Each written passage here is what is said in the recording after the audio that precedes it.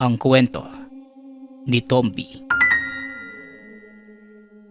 Ang kwentong ito ay hango sa totoong buhay. Mula ito sa isa nating tagapakinig. Karanasan ito ni alias Aguila. Walang eksaktong taon, probinsya ng Samar. Kumpara sa kadalasang gamit ng mga antingero, naiiba ang tangan ni alias Aguila dahil hindi ito nagmula sa kalikasan, kundi sa buto ng napaslang na aswang. Binata pa lamang nang matutunan ang pakikipaglaban. Saksi ito sa masalimuot na pangyayari ng paligid.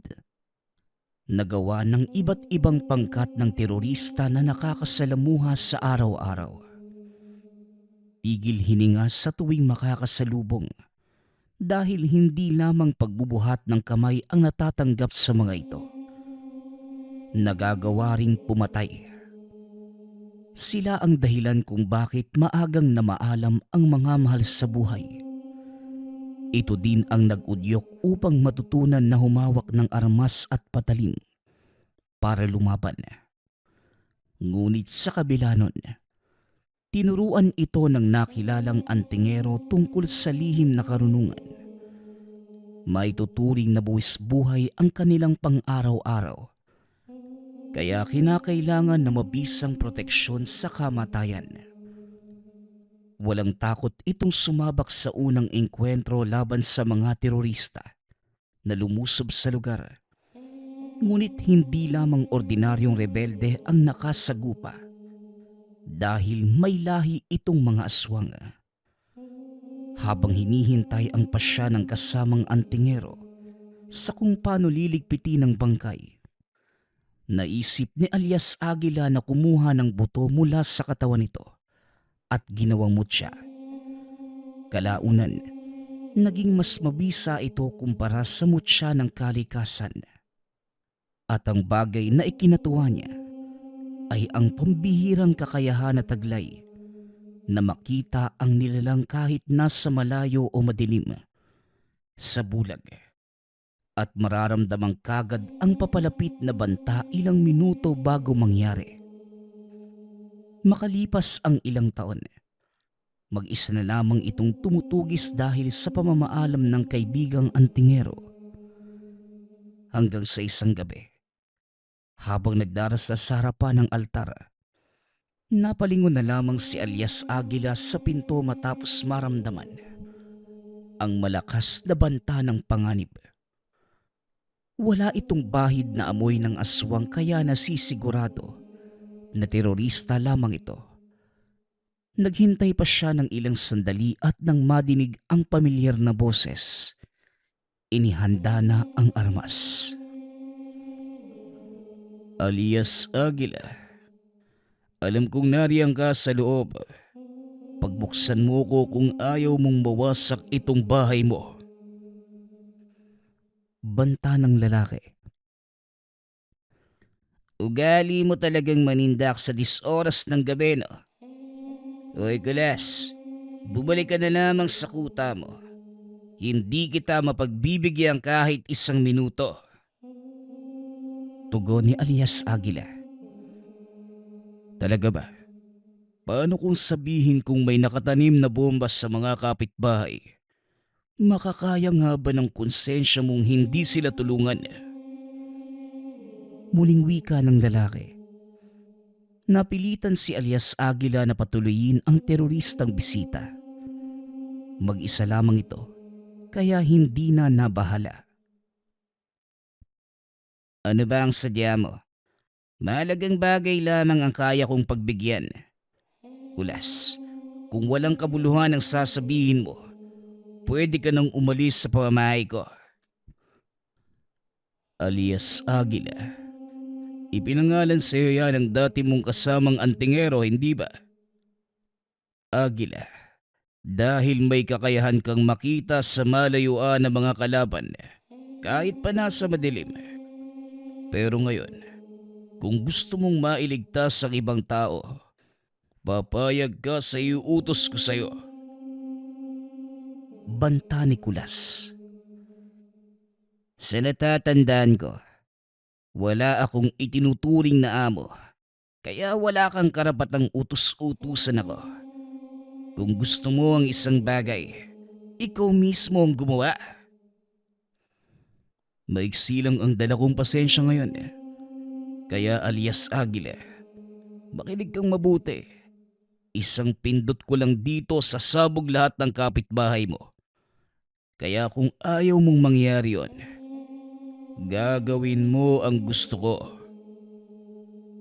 Pagpupumilit ng lalaki. Napabuntong hininga na lamang si alias Agila upang pigilan ang sariling kaladkaring ito palabas. Ilang beses na niyang nakaengkwentro ang terorista at alam niya ang tungkol sa kanyang tangan. Sa takot na madamay ang ibang tao, pumayag na lamang ito. Alam mo naman, naiilan sa miyembro ng kabilang grupo ay aswang. Marami silang armas na natangay mula sa nakasagupang mga sundalo. Kaunti na lamang sila ngayon dahil nalagasan. Ang natira, yung may lahi kaya ang inuutos ko, nakawin mo ang armas nila. Wika ni Kulas. Muling napabuntong hininga si alias Agila. Kapag ganito ang usapan, hindi makatanggi dahil buhay na ng mga kapitbahay ang nakataya. Ilang beses na itong nangyari.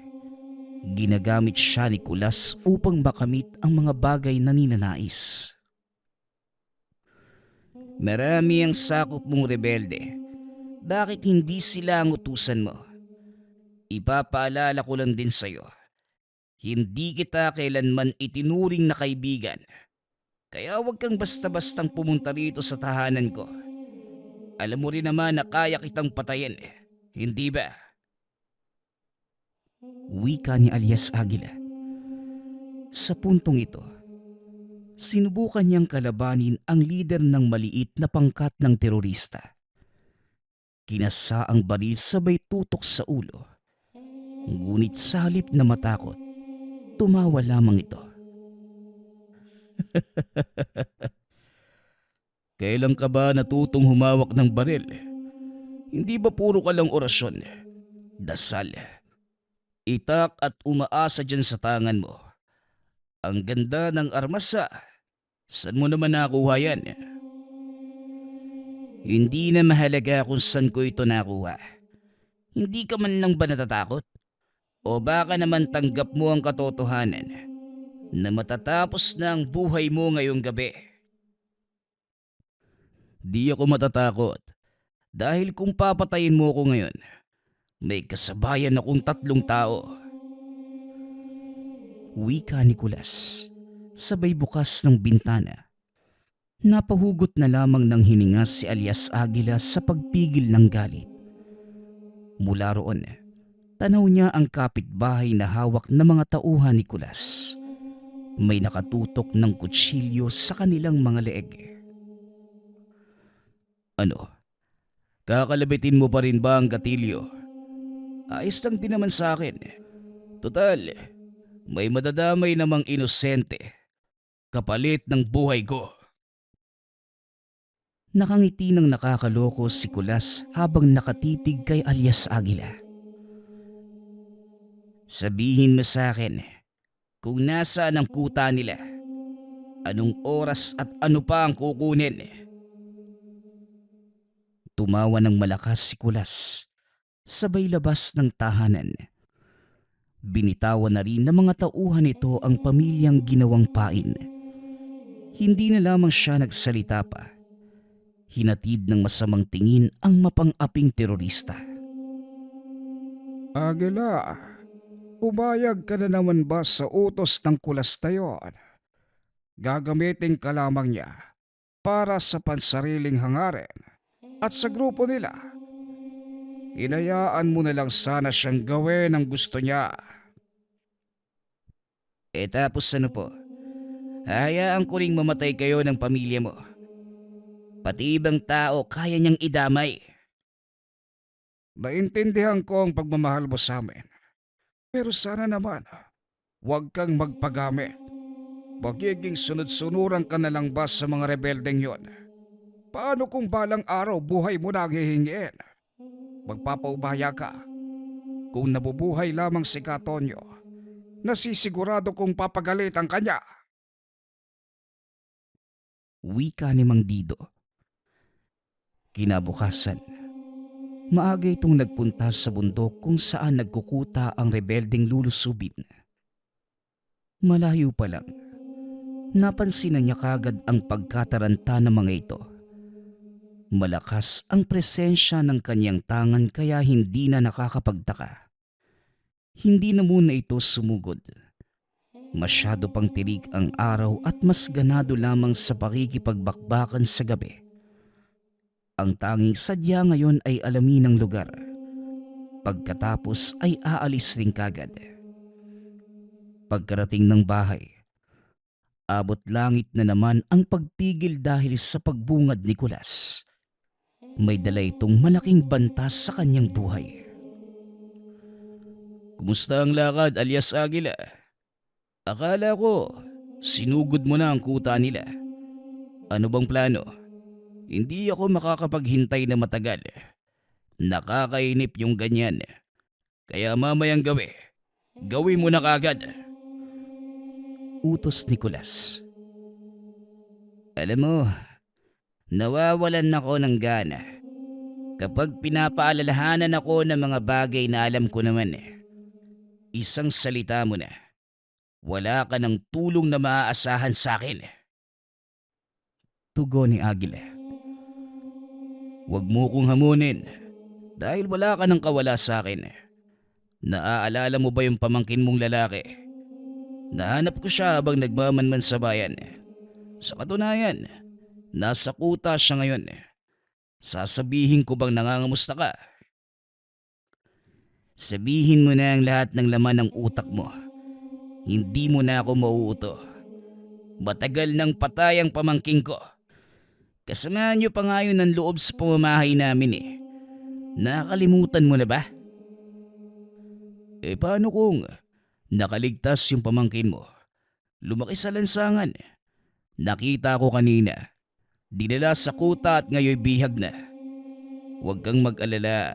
Hindi ko siya gagalawin o sasaktan dahil may trabaho ka pang gagawin para sa akin. Ano? Ayaw mong maniwala? Pwede kang pumunta sa kuta kung gusto mo. Sumilip ka. Wika ni Kulas.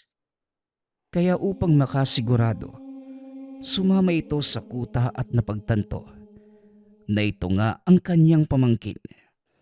Ang buong akala niya ay nasawi na ito matapos bombahin ang lugar. Saka mo lang siya makukuha kapag nagawa mo na ang inuutos ko. Ngayong gabi gawin mo na. Huwag mong intayin na maubos yung pasensya ko. Dahil baka itong pamangkin mo ang mapagbuntungan ko ng galit. Banta ni Kulas, sabay kasa ng baril upang manindak. Siguraduhin mo lang na walang ni isang galos ang pamangkin ko. Dahil kapag meron, hindi ako magdadalawang isip na patayin ka. Tugon ni alias Agila bago tuluyang lisanin ang lugar. Kinagabihan pinuntahan ni alias Agila ang kuta ng kaaway. Mangilan-ngilan lamang ang naroon dahil nagsialisan ang karamihan para maghanap ng mabibiktima. Hindi ito umabot ng 10 at 3 sa kanila ang may lahi. Matapos matakpa ng muka, dahan-dahan na itong lumusob. Una niyang itinumba ang mga nakabantay sa likod.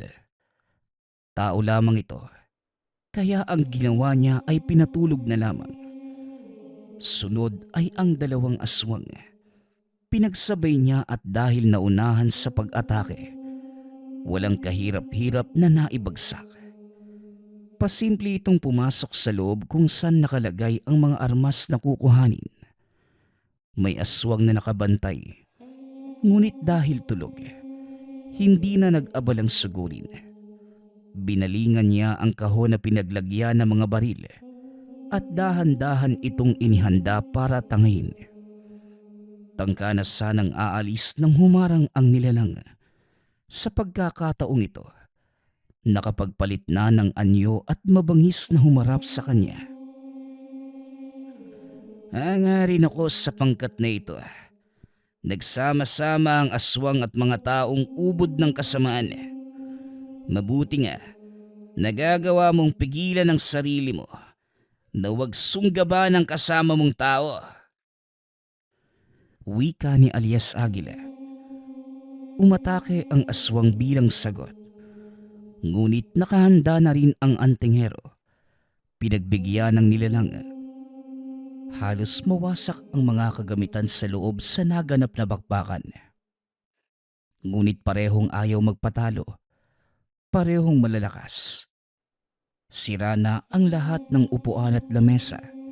Maging ang dingding ng barong-barong sa paulit-ulit na pagtilapo ng dalawa. Sa kabila ng sago pa ang nagaganap, walang ni isang napuruhan. Si alias Agila. Labis ang proteksyong ibinibigay ng tangan. Samantalang maagap sa pag-ilag ang aswang, kaya't hindi natatamaan ng patalim ng antingero. Ayos, mahusay ka pala. Hindi na ako magtataka kung bakit tumagal ang grupong ito. Malaking laban ang magkaroon ng miyembrong katulad mo. Napapaisip tuloy ako kung ilang inosenteng tao at sundalo na ang napatay mo. Pero baka ito na ang huli. Kaya ibuhos mo ang lahat ng iyong makakaya. Wika ni alias Agila. Muling nagtuos ang dalawa. Hindi na pinalampas ni alias Agila ang pagkakataon na mapuksa ang nilalang. Binilisan niya ang kilos upang maunahan ito at makalipas ang ilang sandali, bumulagta na lamang ang aswang. Bali ang leeg at bumulwak ang dugo sa bibig matapos masaksak sa lalamunan. At bilang regalo sa pangkat, sinunog niya ang buong kuta. Hinayaan niya sa apoy ang bangkay na mga nilalang. Samantalang itinali sa puno ang katawan ng mga ordinaryong terorista. Dala ang mga armas. Dumiretso ito sa kuta ni Kulas. Malawak ang pagkakangiti ng nakakaloko matapos makita ang naglalakihang baril. Ayos to. Pakawala ng bihag. Nagawa ng maayos ng antingero ang trabaho niya. Alias Agila, ito ang para sa'yo. Maswerte ka't may nahutot kami sa mga sibilyang kanina. Tanggapin mo yan. Wika ni Kulas. Iniabot ng lalaki ang perang papel na nakabuhol ng lastiko. Hindi niya ito tinanggap. Sa halip ay hinila palabas ang pamangkin. Alias Agila, hindi pa ito ang huli nating pagkikita. Pero baka matatagalan bago ako makadalaw. Ipapaalala ko lang, wag na wag kang magsusumbong dahil alam mo na ang mangyayari sa iyong mga kapitbahay. Tandaan mo, nasa iyong mga kamay ang buhay nila. Kaya wag kang magkakamali. Pahabol na banta ni Kulas. Hindi na lamang niya ito pinansin.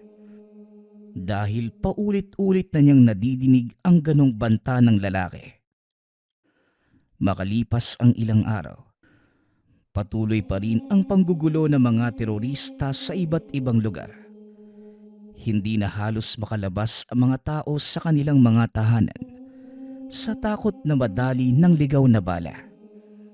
Si alias Agila naman, ibinuhos na lamang ang oras sa pagdarasal at pag-asikaso sa pamangkin na maraming taon nang hindi nakasama sa pag-aakalang patay na. Iyo, alias Agila pala. Ipinagpapasalamat ko po na nagkita tayong muli. Akala ko nga rin patay na po kayo matapos yung pagbombang yun eh. Siya nga po pala. Habang nasa kuta ko, nadinig ko yung usapan nila. May binabalak silang lusubin na grupo na may miyembrong aswang. Ikaw ang gagawing bitag. Tiyo, bago yun mangyari, bakit hindi mo na lang sila patayin lahat? Total masasama na rin naman yung mga yun eh. Kesa patuloy ka nilang gagamitin, unahan mo na lang sila. Wika ng pamangkin na si Jose. Ginawa ko na yan noon. Kamuntikan ko na silang maubos. Pero nahuli ako ni Kulas at binantaan gamit ang buhay ng mga kapitbahay natin. Lahat sila mga inosente at hindi ako makakapayag na madamay sila. Hayaan mo, may binabalak naman ako. Maaring nagpapagamit ako. Pero sa huli, sila pa rin ang tatapusin ko. Tiyo, hindi ko po maintindihan. 8 anyos pa lamang ako nung magkahiwalay tayo dahil sa trahedya sa pamilya natin. 15 anyos na ako ngayong muli tayong nagkita at wala akong alam sa mga nangyayari sa buhay nyo. Bakit alias Agila ang tawag nila sa'yo? Bakit hindi nyo nagamit yung totoo nyong pangalan? Saka, bakit ikaw yung naisipan nilang ilaban sa mga teroristang may lahing aswang? Tanong ng pamangkin. Napatitig si alias Agila sa kanyang pamangkin. Ngayon lamang di napagtanto na sa loob ng maraming taon hindi nila nasaksihan ang nangyayari sa isa't isa. Kaya isa-isa niyang sinagot ang mga ito. Madaming naganap, Jose. Nakilala ko si Ka Anton. Dating terorista pero piniling tumiwalag upang mamuhay bilang antingero. Sa kanya ko natutunang lumaban hindi lang sa mga rebelde, kundi maging sa aswang. Siya ang nagbigay sa akin ng pangalang alias Agila. Matapos niyang malaman ang kakayahan ko, nang magkaroon ako ng sariling mutya. Ang kwintas na ito ay yari sa buto ng aswang na una kong nakaengkwentro. Hindi ko alam kung anong pumasok sa isipan ko. Basta na malayang ko na lang na naging isa ng malakas na mutya ito. Binigyan ako nito ng pambihirang kakayahan na makita ang kalaban. Tao man o aswang, kahit nasa malayo at sa madilim na lugar. Kaya alias Agila, dahil parang agila sa talas ang paningin. Napatango na lamang ang pamangkin. Nagpatuloy ang kanilang kwentuhan hanggang sa maintindihan nito ang tungkol sa pagiging antingero. Sa kalagitnaan ng pag-uusap, bigla silang natigil nang maramdaman ang paparating na panganib. Boss, sigurado kung dito umuwi yung lalaking lumusob sa kuta natin kanina. Mabuti nga nakatakas pa ako noong isa-isa niyang pinapatay yung kasamahan natin. Boss, sa tingin ko, hindi ordinaryong tao yung lalaking yun. Nagawa niyang matalo yung miyembro nating may lahi.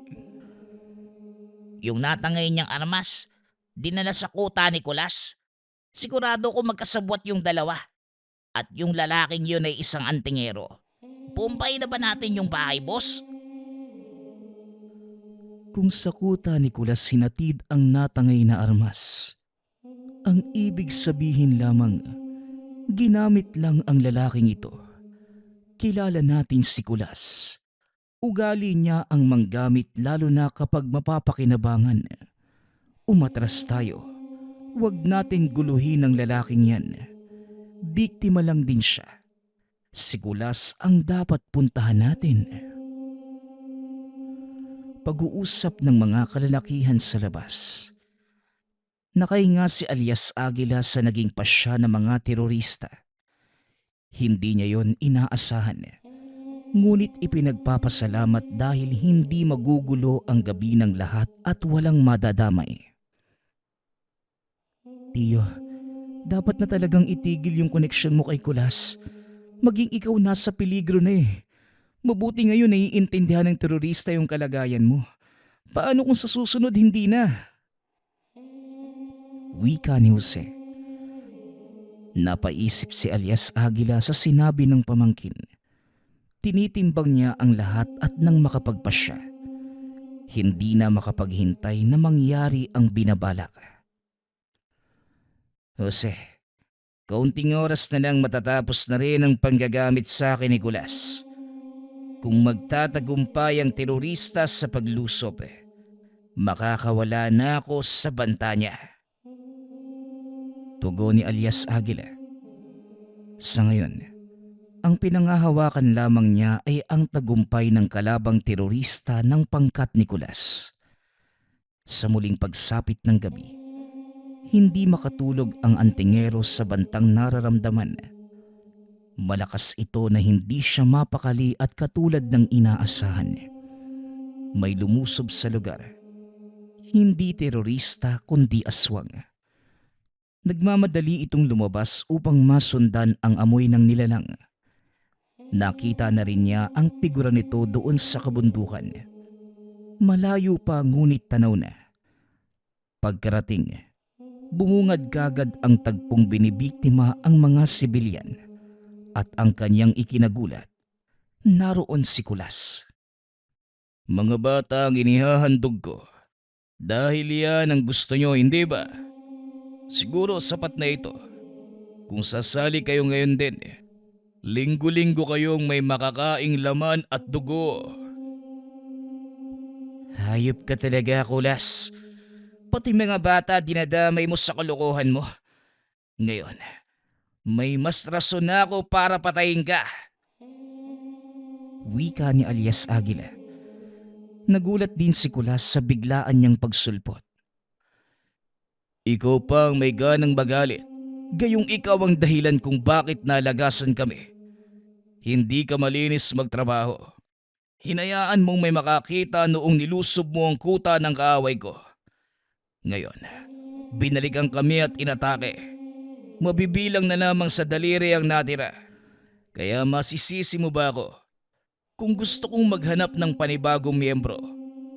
Ayos din naman to, hindi ba? May lahi ang aking inimbitahan para hindi na kita guluhin pa. Ayaw mo ba yon? Isa na lamang ang gusto kong gawin ngayong Kulas. Yun ay ang patayin ka at ibaon sa hukay kasama ng mga tauhan mo. Wika ni alias Aguila. Dali-dali itong sumugod. Alisto ang mga bagong recruit ni Kulas. Humarang ang mga ito matapos makapagpalit ng anyo. Nagsitakbuhan ang iba. Hila-hila ang mga batang iaalay sana. Itinodo niya ang pakikipagbakbakan at walang oras na sinayang. Lumipas lamang ang ilang sandali. Nagsibulagta na sa lupa ang mga aswang. Sa pagkataranta ng iba, nagpaputok sila ng baril. Inubos ang lahat ng balang kargada. Ngunit wala ni isang bumaon sa katawan ng antingero. Dahil sa takot kumaripas ng takbo ang mga kalaban. Tatakas na rin sana si Kulas, ngunit nahawakan sa braso. Pinalian pa. Alias Aguila, patawad. Patawarin mo ko. Hindi na mauulit. Huwag mo kong papatayin. Pagmamakaawa ni Kulas, sa kalagitnaan ng pag-inda ng nabaling braso, binalian na rin ng paa upang hindi na makalakad. Ang tagal kong nagtiis sa'yo. Hindi ko alam na sa ganitong paraan ka pala lalambot. Naghahari-harian ka pa. Nabalian nga lang ng braso, umaaray ka na. Huwag mo kong itulad sa'yo na hindi tinatablan. Ordinaryong tao lang ako. Tanga ka ba?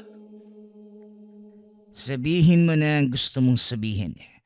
Dahil ito na ang huli mong pagkakataon. Tama na ang kasamaan mo, Kulas. Manahimik ka na sa kabilang buhay. Hindi na nagpaawat si alias Aguila. Paulit-ulit na sinuntok si Kulas hanggang sa mawasak ang bungo at bilang panapos. Binaril niya ito gamit ang sariling armas upang masigurado.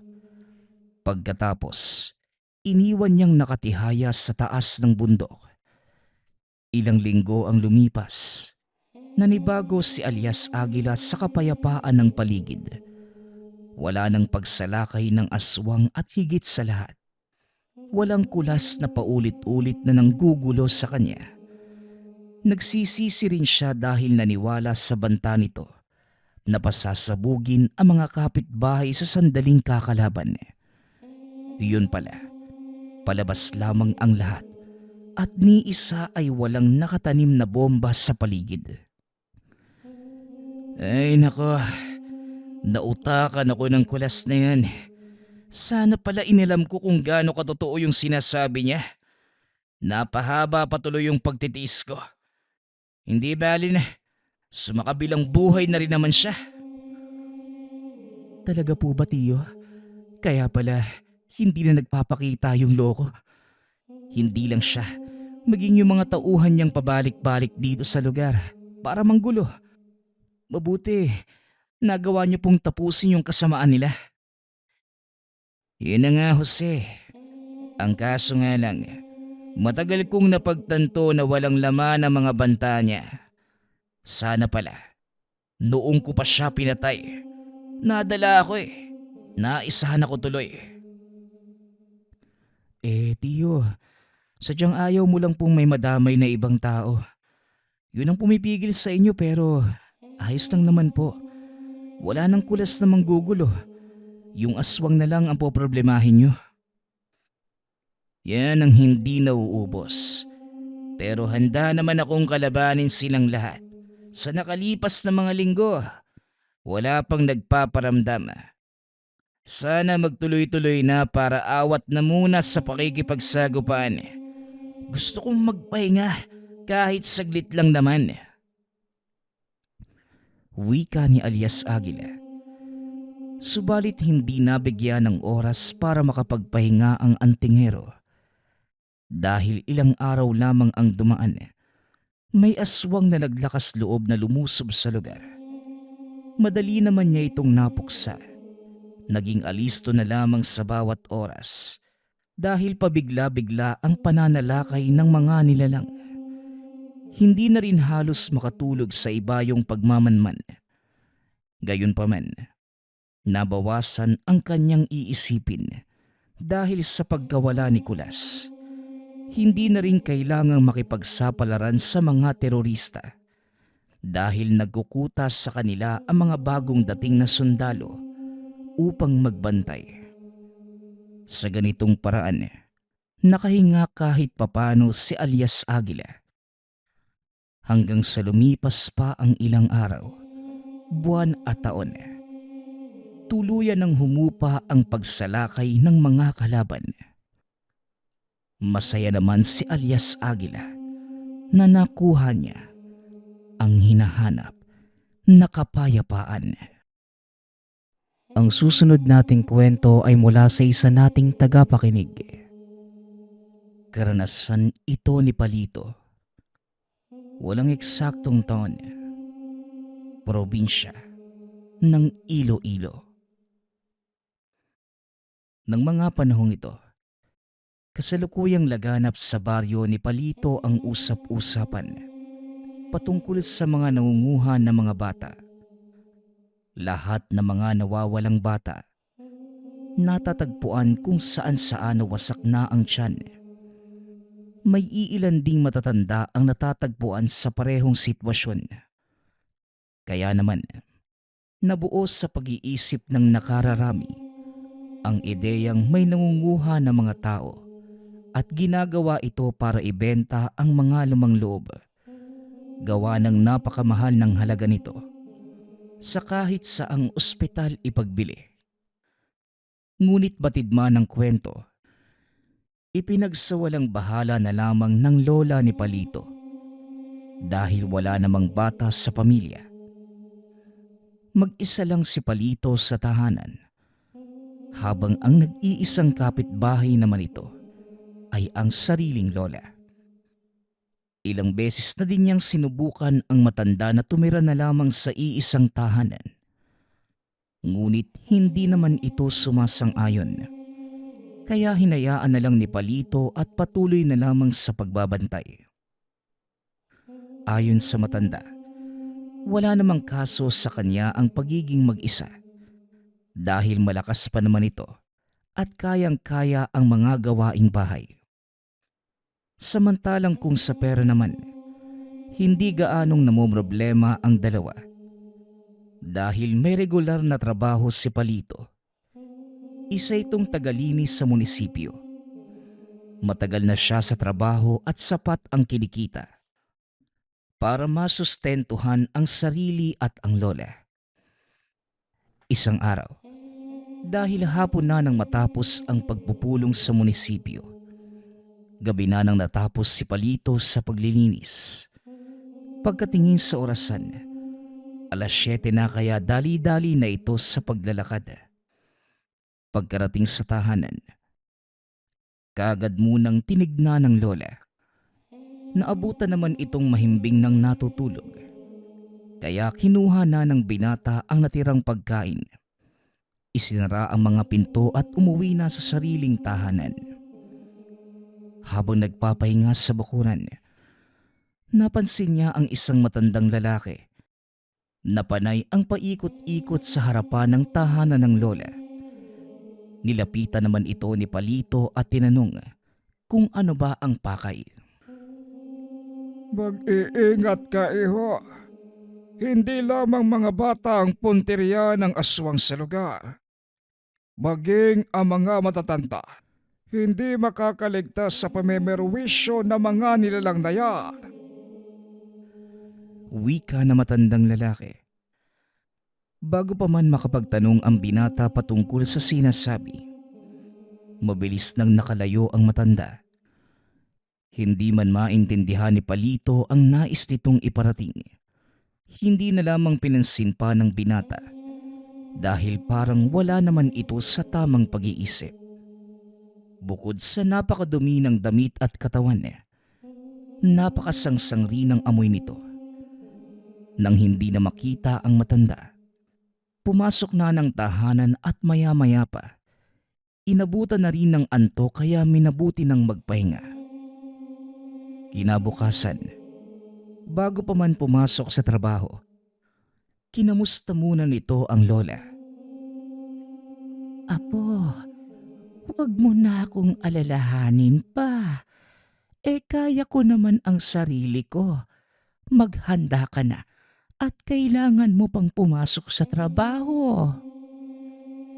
Wika ng lola. Matapos ang kaunti pang pag-uusap, pumunta na sa trabaho ang binata. Pagkarating sa munisipyo, napansin ang mga taong nagkukumpulan. Dala ng kuryosidad, nilapitan ito ni Palito.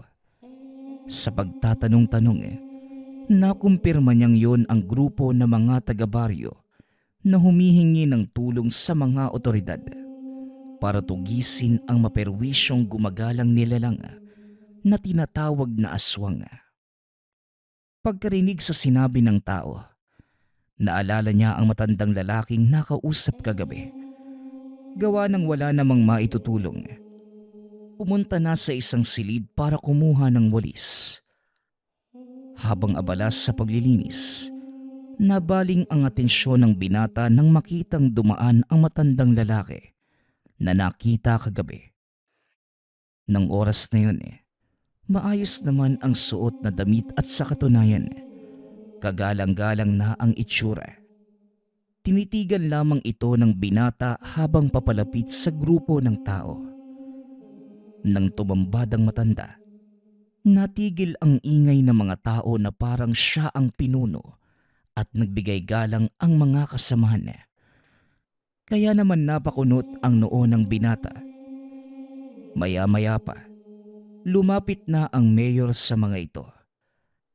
Gawa ng malayo si Palito sa grupo, hindi niya nadinig ang napag-usapan ng mga ito.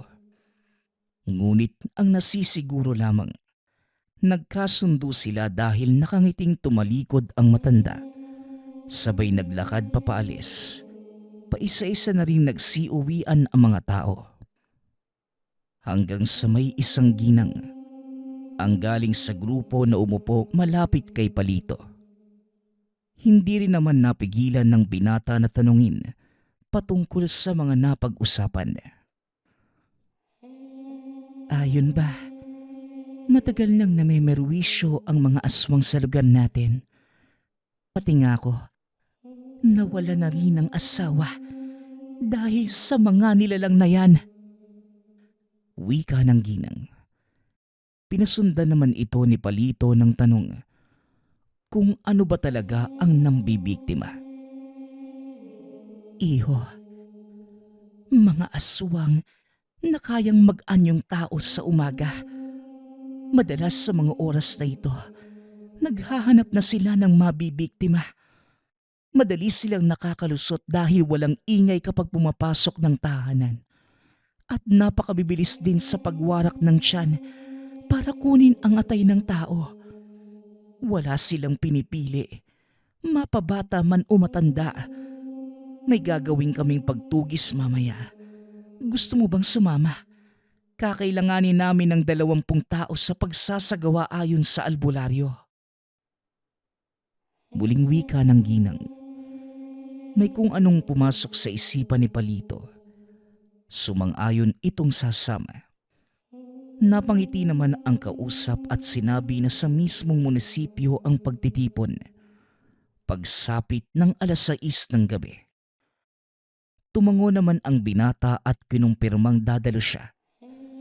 Nagpaalam na ang ginang dahil may mga tatapusin pang gawain sa tahanan. Dahil 6:00 ang nasabing pagtitipon, minabuti ni Palito na hindi na muna umuwi at maghapon na lamang magtatrabaho. Pagdating ng nakatakdang oras, sabay-sabay na pumunta ang mga tao sa lugar. Lahat ay may dalang lampara, kaya naging napaka-aliwalas ng buong paligid.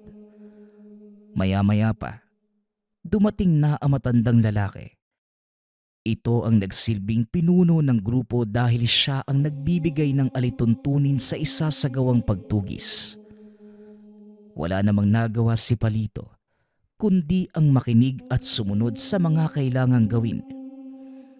Nang akmang papaalis na sana ang grupo, may dumating na 3 matandang lalaki na halos kasing edad lamang ng pinuno ng grupo. May mga suot na iba't ibang klaseng kwintas at may daladalang isang supot na hindi mabatid ni Palito ang laman. May kung anong pinag-uusapan ang 4 at hindi nagtagal.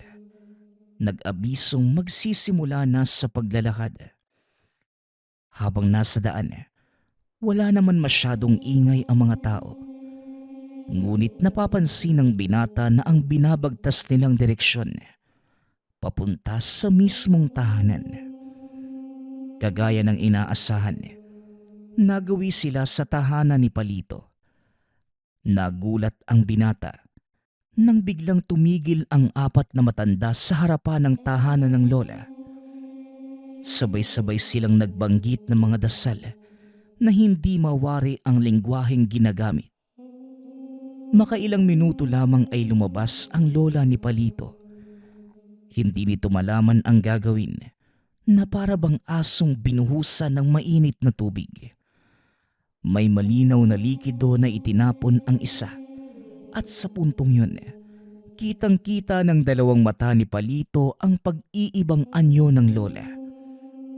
Galing sa pagiging matandang babae, bigla itong naging nilalang na may mahabang kuko, maladahong tenga at biluga ng mata, matutulis ng ngipin at higit sa lahat, para itong unggoy kong gumalaw. Dahil sa nasaksihan, hindi nakagalaw sa kinatatayuan ang binata. Tumulo ang nanlalamig na pawis. Nang walang ano-ano nag-abiso ang isang matanda. Sugod mga kasama, kailangan na nating matugis ang perwisyong nilalang. Sabay-sabay namang lumusob ang mga kasamahan ni Palito Nagawa pa niyang sumigaw na itigil dahil lola niya ang matanda. Ngunit ni isa ay wala nang nakinig. Nakipagsagupaan pa si Palito sa mga sumusugod. Ngunit tanging paso lamang ng mga lampara ang natamo ng binata.